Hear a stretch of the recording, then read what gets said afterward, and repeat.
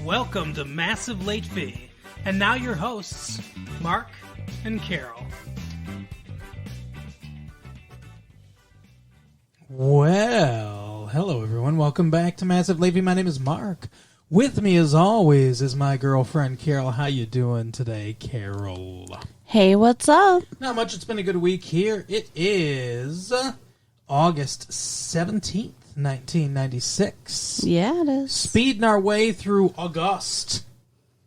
What do you think about that? I think you talk weird. August. We have been doing this show for nearly 3 years, and you are just now noticing that I talk weird. No, I've noticed it before. I just wanted to give you a hard time today.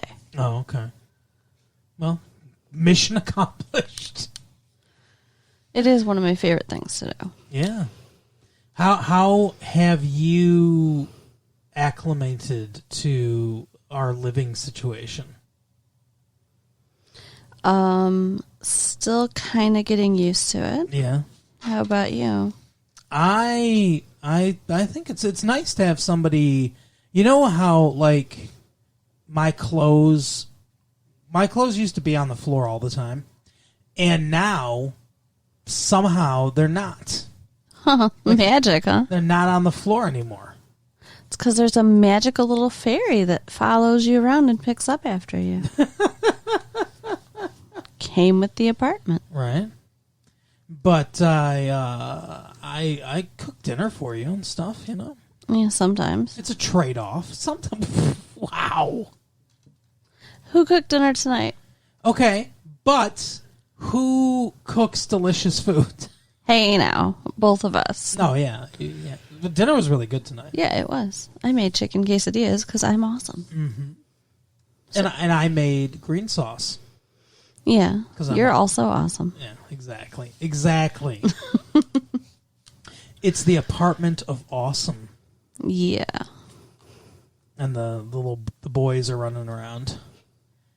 They're so cute. Wrestling with each other and stuff. Today, our cats, this is who we're talking about. Today, they were on the couch taking a nap, like they do about around 19 hours out of the day. Right.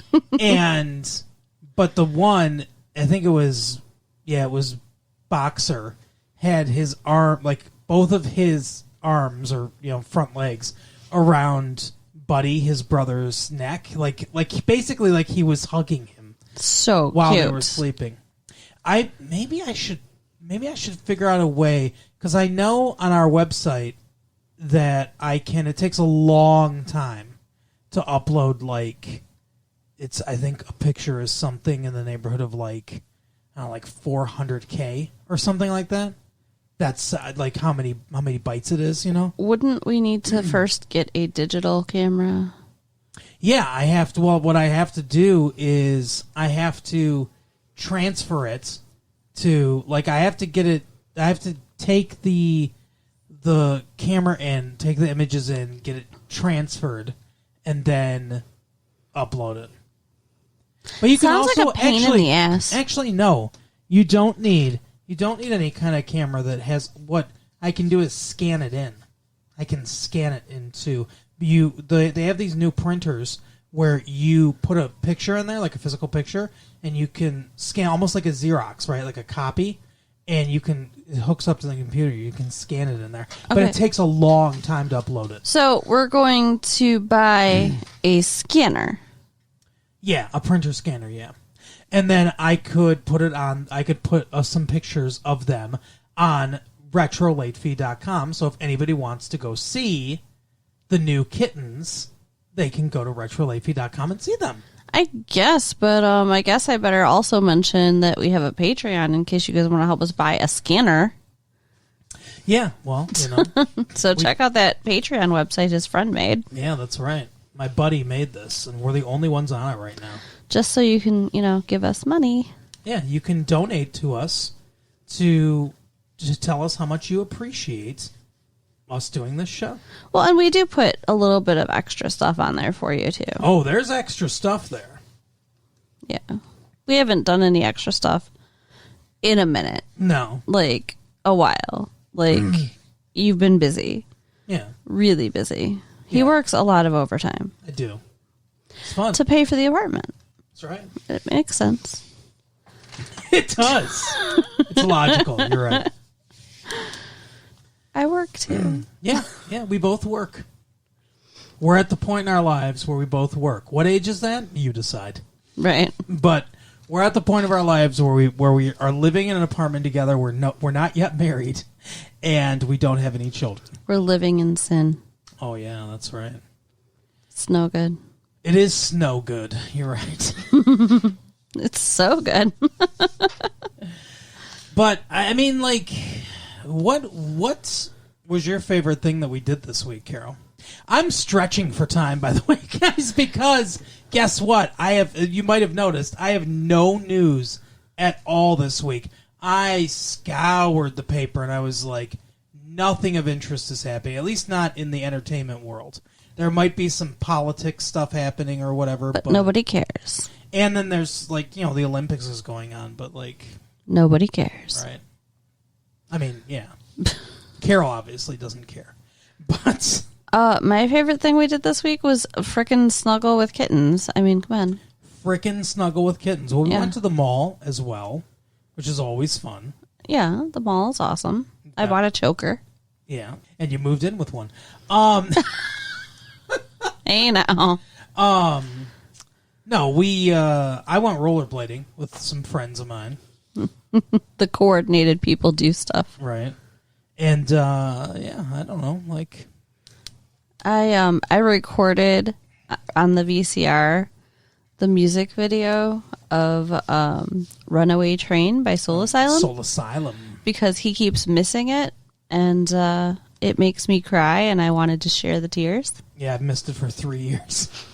I don't know how that's possible, but you have, so. I know. I've heard the song. I like the song, but I've never seen the video with all the missing kids. It's so sad.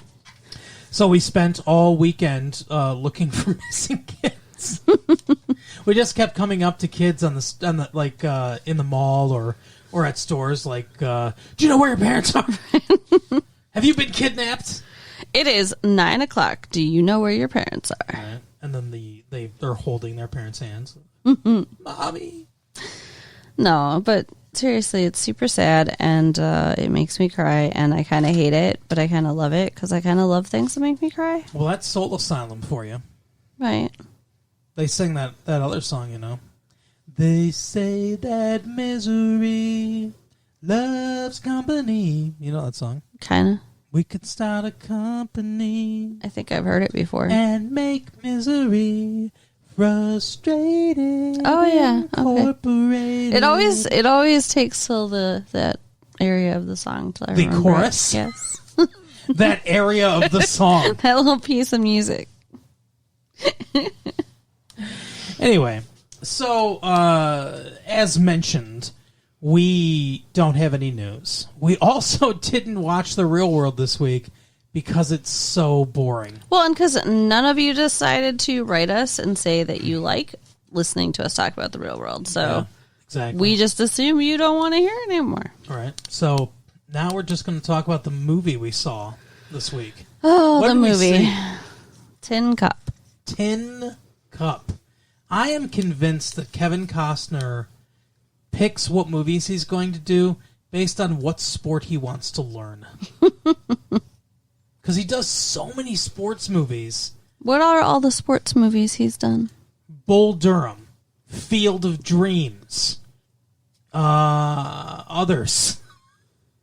This. And I feel like he's been in at least a couple of their sports movies. I mean, do you consider bodyguarding a sport? Yes. I also consider working for the Department of Treasury a sport. Okay. So The Untouchables is also a sports movie. Cool. They put one of ours in the hospital. We put one in the morgue. You know that movie, right? Sean Connery. Oh my God, that movie's so. You've never seen on The Untouchables? No. Oh, it's so good. Is it? He plays Elliot Ness, and then the Robert De Niro is Al Capone, who does a really good Al Capone too. And it's about like they fucking try to kill each other and stuff. Well, maybe we'll go to Blockbuster this weekend. Sean Connery is really good in it too. And I can listen to you do Sean Connery impersonations for the next, I don't know, 5 days. This is Chicago. Oh, jeez. But that's the funny thing though, because it's like he's supposed to be some Chicago fucking like old time Chicago policeman. And he's like, "Welcome to Chicago."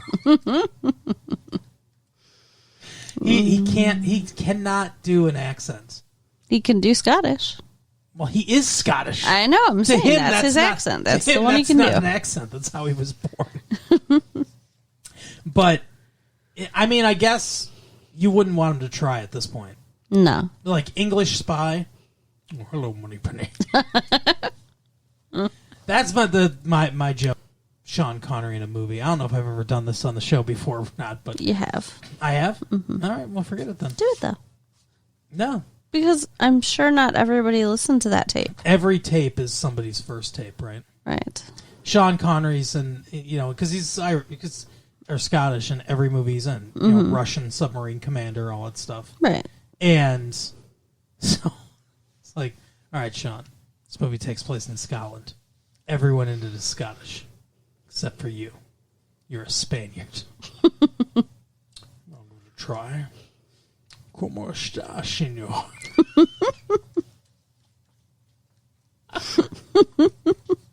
Anyway, Tin Cup. Tin Cup. It's a golf movie. Kevin Costner learns golf. No, Kevin Costner knows golf in this movie. He's a golf pro. He's a golf pro who owns a driving range. Yeah, the last driving range to last What? last place to hit golf balls for 520 miles. Like, Salome, Texas, West Texas. I didn't understand a lot of the movie Okay, because I don't understand a lot about golf. you understood the romance though. Yeah, that was the only part I liked. And even that was a little weird. Yeah, I heard you say some things. It was weird. I don't disagree. I mean, she shows up for her golf lesson. Renee Russo. She's supposed to be a psychiatrist, Yeah. like a doctor. She is a doctor. Like, what in the actual... or was she a psychologist doctor? She was a doctor, but I don't remember what. I think a psychologist doctor. That makes more sense, because she doesn't seem like the kind of doctor that can write for meds. She shouldn't be able to write for meds. And she didn't act like a person who could write meds. Thank God. She's a little crazy. And here's the thing. At one point, towards the end of the movie, like, there's a scene, and I am convinced that they just tacked the scene on at the end. Them on the couch, him laying in her lap on the couch. That they test screened this movie, and audiences were like, "What the fuck is this ending?" And they were like, oh, "We gotta have a little conversation between the two of them." And like, they beat you over the head with, she's like, "Oh, you always go for it, Roy," or whatever, and I'm learning to give up a little bit, and to basically kind of saying like, you're so free spirited, and I'm helping ground you a little bit, and I'm so grounded, and you're helping me to be a little bit more of a free spirit. But she's a fucking mess. Yeah, she is. If her character was totally buttoned down by the book, I am very professional type person, that would make more sense, but that's not her. No. At one point, he comes to her office for one therapy session. Which is so inappropriate. And, yeah, absolutely. But she likes him, even though she's dating Don Johnson in the movie. But she likes him and calls up her old professor, basically saying, I have this patient, he likes me, but I can't pass him along to anybody else because we're in the middle of nowhere in West Texas, and it's like a long way before he could get to another therapist's office. And the way this is shot is so weird. I know what they're trying to do. It's trying to be like time lapse, because they keep making cuts. She's on the phone with her old professor and saying like, "Oh, he's cute," and okay, whatever, he's dreamy, and stuff like that. But it's like quick cut between her, and she's just like, just like laughing and like breaking down and drawing circles while she's talking to him, just drawing, like, because she's so nervous or whatever. And they keep doing these quick cuts, like, oh, a lot of time has passed. But it doesn't fit with the scene. No. There's not enough change in the direction of the conversation for it to really fit with the way they're cutting it. When they cut scenes like that, where it's like, oh, things are changing, it's usually either very funny jokes, like they're doing joke, cut, another joke, cut, like that, or it's the conversation abruptly shifts somewhere else to kind of punctuate those cuts. But this seemed like one, I don't know, 2-minute conversation. Like one unbroken 2-minute conversation of her talking to her professor. Right. That they then just put a bunch of cuts in. Yeah. And it did not work with the way the scene was filmed. It wasn't edited properly with those cuts to make it seem like a lot of time was passing. Now, I'll be honest. I was so bored I may have drifted off a little bit in the middle of the movie. Really? When there was a lot of golfing going on. Oh, you think so? I think everyone around us heard the snoring at some point in the movie theater experience. And I think I might have missed something between the two of them. Okay.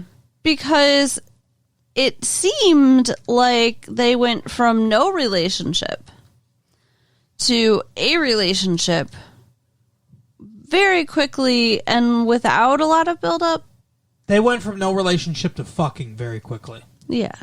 Yeah. That's what I mean. You're right. And he took her to this lake. And he tried to kiss her. And she wouldn't kiss him. And it was a whole thing. And then the next fucking time they see each other, they fuck. Yeah. What? Well, She never broke up with her boyfriend. No, okay. You're right. She didn't, but they did. It's a really weird situation. So she's dating Don Johnson, who everyone keeps telling her hates old people, kids, and dogs. Those are the three they say throughout the entire movie. And at one point, Kevin Costner, when he goes into the therapy session, he admits to her, I'm in love with you. I fell in love with you the first time I saw you. Blah, blah, blah, blah, blah, blah, blah. And she's like, I don't know. She thinks he's cute and everything, too, and somewhat charming or whatever. Mm-hmm. But that's, like, the extent of it. Then she's helping him psychologically, or supposedly she is, but we only see her do that, like, once or twice. And they don't work super close together. Right, and then he's teaching her how to play golf because she's coming in for golf lessons. But we only see that twice. Okay. After they make that deal, we never see him give her golf lessons anymore, and we don't really see her doing any kind of psychological work with him. She's in that one. She's that one thing where he breaks all the clubs and he uses just the 7-iron. Mm-hmm. Which is stupid. She's there. Oh yeah, she's there and talking to him. And that's like it. That's the only time we see. So there's not enough scenes between the two of them. No. Instead, we do a lot of golfing montage scenes, which is not. And I like golf, but that's not the important part of the movie. If I want to watch golf, I'll watch golf. This is a movie. Give us some story. I felt like clapping at the end of the movie. I felt like doing clapping like this. It's awful. But anyway, so yeah, there's not a lot of build up there. Then she tries to kiss her at the lake, and she's like, no, I'm with Don Johnson. And he's steady and everything. He's got money, all this shit, right? She doesn't say that, but I mean, that's all the implication. So then he's giving this interview, Don Johnson, and he leaves the interview. And 2 grandparents, old people, walk up with their grandson, a kid. With a dog. Who's holding a dog. And they're like, can we have an autograph? And he's smoking a cigarette. First time we've seen him smoking a cigarette. And he's like, get the fuck out of my face, you pieces of shit. And then he looks at the dog and he's like, what an ugly fucking dog. And then walks away. And she witnesses all this. And I understand, like, they want to make him two-faced or whatever. Like, he's something in front of the camera but not behind the camera. But holy shit, if you were putting up a front for your public image, maybe you'd have a breakdown every once in a while or whatever, or like not be able to hold it up every once in a while. But you wouldn't be just a fucking monster behind the scene, because word of that would get around eventually. But anyway, so he does that. She sees all that, and we can see in her face, I'm done with him at this point. But she doesn't tell him that. But the next scene is at the bar. Right. Where he's being an asshole to Roy McIlroy because he shot an 83. Right. And because he's hungover. Yeah, that was a terrible Stupid. move. But anyway, she kind of like starts taking Roy's side, and then she's like, she makes it really clear she bets on him. And I think that's her breaking up with him. I guess. Because then, like, he looks at her and he's like, you do look good or whatever. And then he leaves. And I think that's supposed to be like, he understands they're broken up. She understands they're broken up. Weird. It is. It's not logical. It's not the way it would happen in real life. Let me say, okay, the next thing we see is them in bed, but they're under a cover. Mm-hmm. And it's raining, and Romeo is outside with an umbrella. That's his golf caddy. Yeah. And he's inside the trailer Cheech rolling Marin. around in the sheets with this girl. I did not realize until I saw her face that it was her, because that didn't make any sense to me, because there was absolutely no lead up to them being in bed together.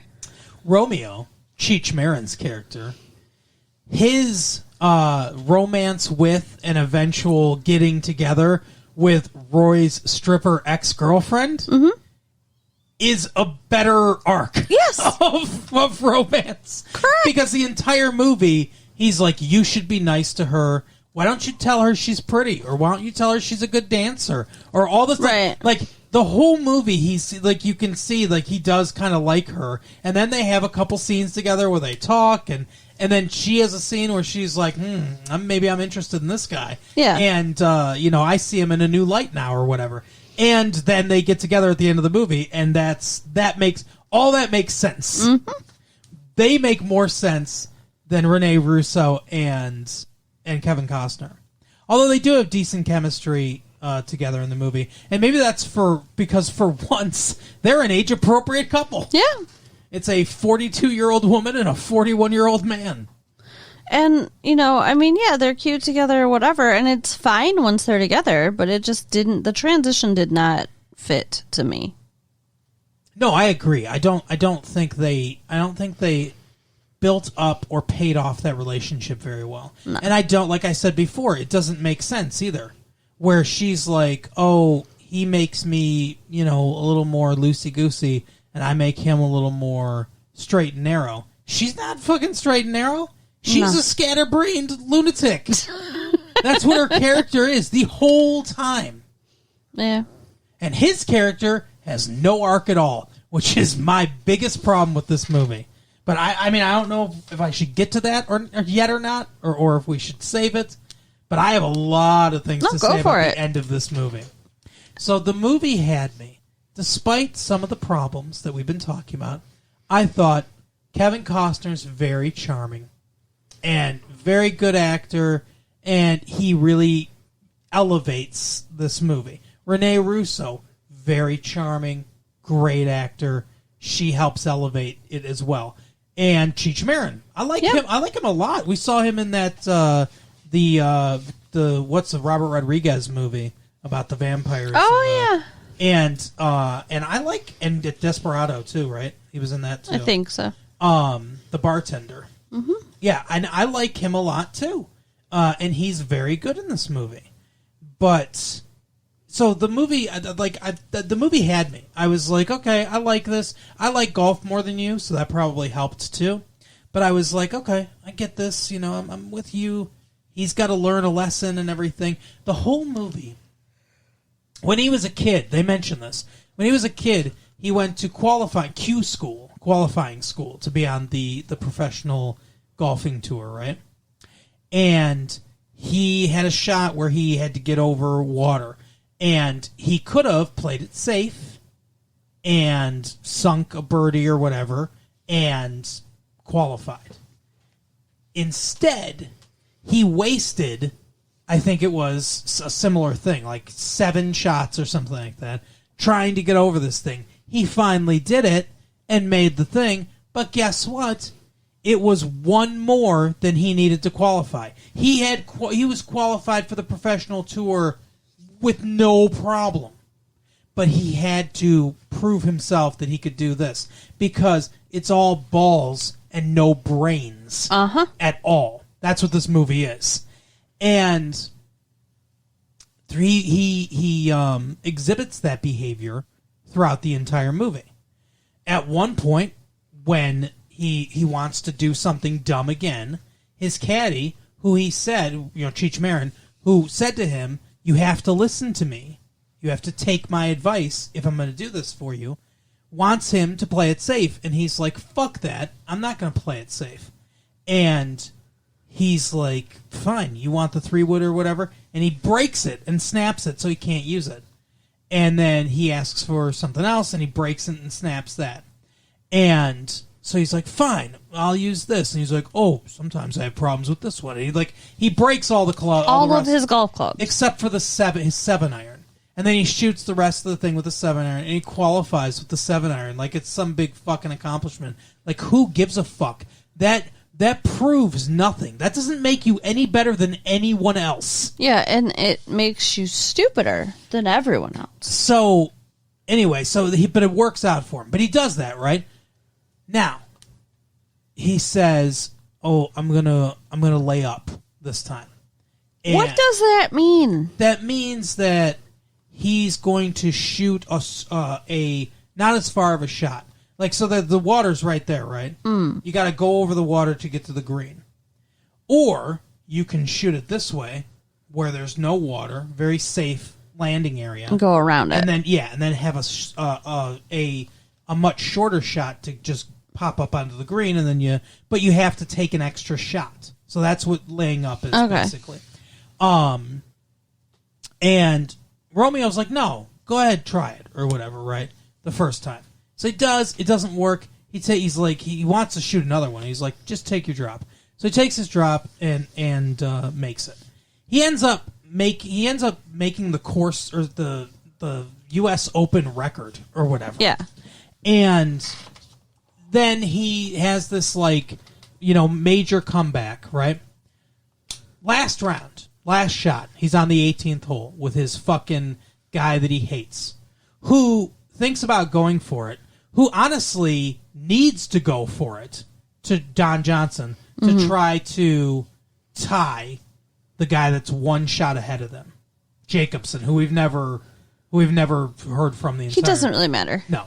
But it's just so Don Johnson doesn't win. Right. But, yeah, so he's one shot ahead of them. And Don Johnson needs to go for it. This is a case where that's the only smart thing to do. You're probably not going to make it, but you need to go for it because that's the only way you have a chance to win. And instead, he lays up like a pussy. Well, fine, whatever. Roy, who needs to lay up so that he can maybe make birdie and win, or if he can't do that, is pretty much assured a par and tie, so they'll go into a one-round playoff where they play 18 holes the next day, Monday, and whoever gets the best score wins. Instead, he goes for it again. Mm-hmm. And then he goes for it again. And then he goes for it again. And all the way till his last ball, and it's like, if you don't make this one in, then we're disqualified and you're fucked. Why would you even risk that? And so he does it, and he holes it in from there, and everyone cheers like it's a fucking great accomplishment. When really what it is the stupidest fucking ending this movie could have. This character, like, I don't care about him anymore. Once this happened, I was like, well, fuck this guy. Because his character arc is a straight line. He learns nothing. Right. They don't have to write the prototypical Hollywood happy ending. He wins. He can lose. He could, lose by one shot or whatever. But he should have learned his lesson. The lesson being, sometimes you need to play it safe. Right. And when he says, and he never learns that lesson. His character has absolutely no arc. So at the end of the movie, that tacked on last scene that I am sure was shot after the rest of the movie was shot. Because audiences were like, this guy's a fucking idiot. He didn't learn anything. Fuck him. He says in that, people, when this happens or whatever, they're supposed to learn something. I'm trying to think what I learned. And I'm shouting in my head, nothing. Right. You didn't learn anything, you idiot. But I'm sure that dialogue was written to address the audience's problems with the fact that this guy didn't learn anything. And that's when Rene Russo's like, oh, you learn this, and, you learn to play it a little safe. And, no, he didn't. But he didn't. Yeah, when did he learn to play it safe? No. Nope. It was a waste, in my opinion. Like, the whole movie, just a waste of time. Yes. As story-wise, yes. It's a total waste of time story-wise. I mean, it was, like, fine to see the characters interact and whatever, and they're good actors and whatever, but there's too much golf. I didn't understand a lot of the golf stuff that was happening. And, yeah, like you said, the arc thing. So I liked, wow. Dynamite drop it, girl. The arc thing. Hey, don't be mean. You mean the Ark of the Covenant? I'm just saying I would not recommend it. I liked it up until the ending. But I wanted him to learn something. She should have said to him, like, he should have wanted to go for it and then looked at her, and she should have, like, called him over, and they could have had, like, a real quick scene between the two of them of something meaningful. Of her saying, like, you are the best and a man and with the biggest balls or whatever, right? No matter what anyone else thinks. You're never going to be David Sims or whatever, which is Don Johnson's character's name. You're never going to be a spineless coward like him. But sometimes the smart thing to do is use your brain or whatever. Right. And then he's like, you're right. And then he lays up. And either they have a playoff or they don't because he, misses the putt or something like that or whatever. And B finishes second. That's fine. If you don't want the happy ending and he finishes second, fine. I don't care. But have him learn something. Right. Yeah. I liked it. The movie. I was full on. I'll recommend this movie until the end. I would say don't waste your time watching it unless you know what a birdie and par and an eagle and an all those albatross. Things. Yeah. Bogey too. Yeah, but I don't know what any of that means. So I have never seen a movie shoot itself in the foot so blatantly though. yeah, it was bad. Yeah. I wouldn't say that's the thing is I wouldn't say it was bad. The ending was bad. And the ending retroactively ruins most of the movie. Okay. But until then, I thought it was good. I thought, good love story and stuff like that. And you said you thought at least first half you liked.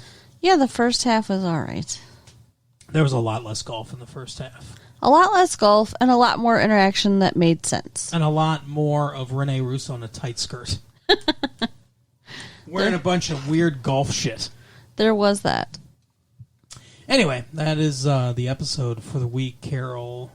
You know what to do, I think. If your brain is still operational, I see your eyes are at half-mast over there. Write us at latefee1994 at AOL.com. That's right. Check out the website. Look for the kitten pictures Uh-huh. at www.retrolatefee.com. Yeah. And tell your friends. Tell all your friends that we have a character arc here. Even if Roy McIlroy, or whatever the fuck his name, McIlroy, doesn't. I don't know. Some shitty guy. What was with that director, real quick, before we go? The director of the golf thing was like, I don't need this fucking asshole from West Texas. I don't need this loser. I need heroes. I don't need people coming out of nowhere. And he's like, at one point he's like, yeah, he's from Salome or whatever. He's like, wherever the fuck that is. And he's like, West Texas. He's like, yeah, thanks for that, West Texas. Fuck this guy. Who was that director? I don't know. That guy was the best thing about the movie, though. He fucking hated Tin Cup. I'll tell you that much. Yeah, that was kind of funny. All right, we'll see you next time. Bye. Bye.